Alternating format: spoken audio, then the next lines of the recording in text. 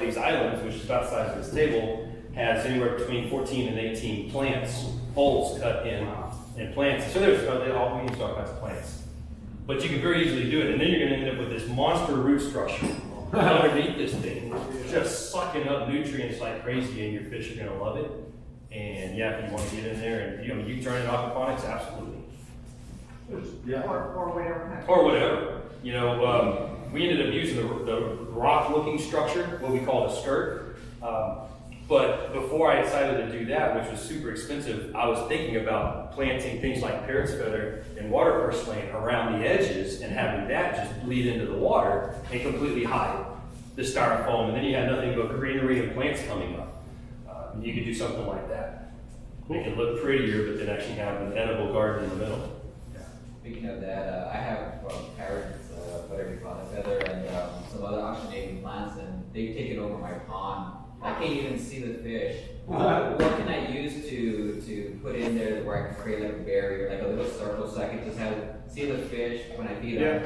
And the only time I see it is when I move the plants away, and then Yank it all out and bring it to the swamp. Is there some kind of plastic or metal that I can put in the water that won't rust or that's the kitty swim tubes they hit each other with? Yes. Okay. That concept, but it's actually pipe insulation at Lowe's and Home Depot. You can bring it in 10 or 15 foot strips and just make a circle out of it and snap it together, and it'll float. And then you'll have a space.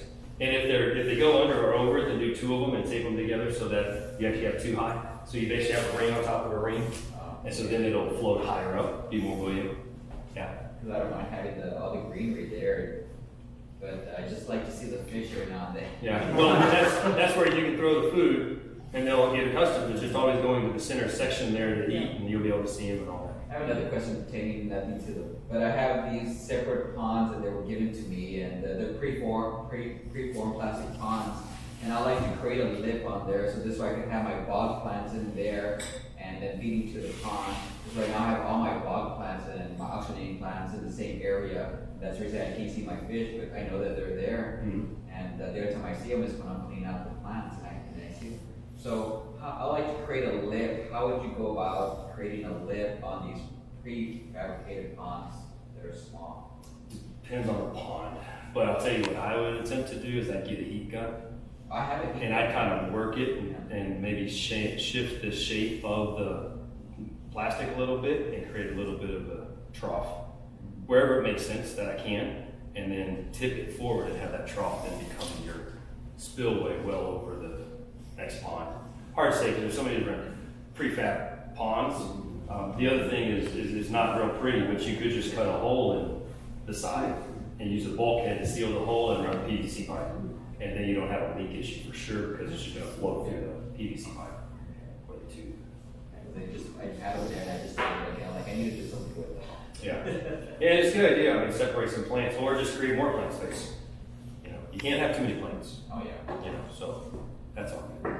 Shane, going back to the parrot's feather, if you snip the ends, the part that's just the root part, will it grow a new green feather part? It will. Okay. And the ends will grow new roots. Yeah. Yeah. That's what we do. Wow. We walk around and we haircut them and stick them in dirt. Huh. And stick them in dirt, stick them in dirt. And we just keep, We've gone way over our time. Oh, yeah, Gary's going to keep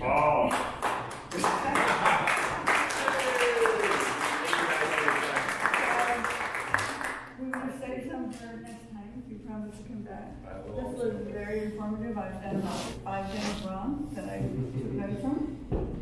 This time, I told you, I'm a gardener with a bond, so just like the tomato plant, it should be deeper. Okay. Not enough water. And because I was buying the plants that have sand here on top of them, I think I'm gonna say it must be good. Sand is good, but there's, But I'm going to buy clay sand. yeah. Just, Yeah. I hope everybody learned everything, lots of Yeah, things, thank we're you, gonna thank you. have healthy, happy plants. And next month, we're not having a meeting. We're going to be working the fish sale here. And also possibly the field trip to the Lady Bird Johnson Center. So, any questions?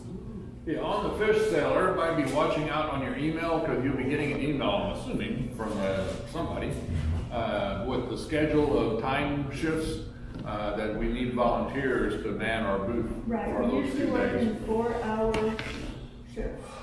So as soon as I get the schedule from Gary, I'll let everybody know. And we like volunteers who want 2 people each shift. So we can stand and talk and greet. He's agreed to let us put all of our little flyers in different bags. And then we will also find out at the end of the month is the Bonsai. too many Japanese things, bonsai convention that we'll be working at the end of April. And we're gonna share a booth there with the Koi Club. And Gary's gonna be setting up a water feature, and we'll all be together.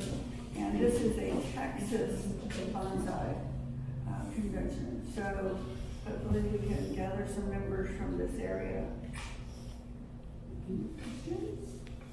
And I've got the Fiesta medals, if anybody Oh, yes, still wants Fiesta to medals. they're $5, goes to the club. And Katrina's designed them, and they're very cool. And she's donating all the proceeds to the club. And giving her that Shane. Thank you. Very, very, very, very much.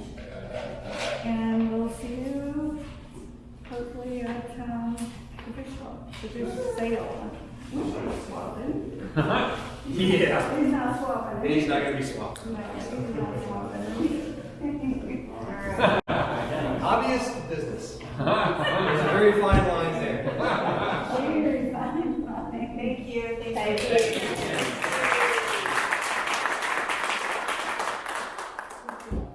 Oh, before we break, Shane, you gotta tell us, what are your kids doing now that